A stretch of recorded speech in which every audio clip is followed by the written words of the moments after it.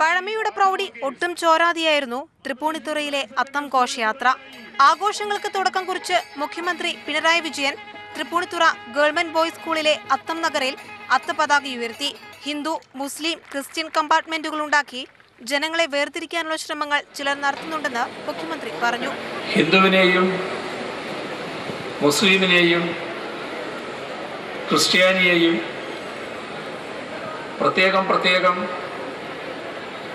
കമ്പാർട്ട്മെന്റുകളിലാക്കാനും ഒരുമയോടെ കഴിയുന്നതിനു പകരം വേറിട്ടു പോകണമെന്ന് നിലപാടെടുക്കാനും തയ്യാറാകുന്ന സാഹചര്യമുണ്ട്. രാഷ്ട്രീയ, സാമൂഹിക, സാംസ്കാരിക രംഗത്തെ നിരവധി ആളുകൾ ചടങ്ങുകളിൽ പങ്കെടുത്തു. ചതയം ദിനത്തിൽ അത്തപതാക താഴ്ത്തുന്നതോടെയാണ് രാജനഗരിയിലെ ഓണാഘോഷങ്ങൾക്ക് സമാപനമാകുന്നത്. 75ഓളം കലാരൂപങ്ങൾ അണിനിരുന്ന അത്തം ഘോഷയാത്ര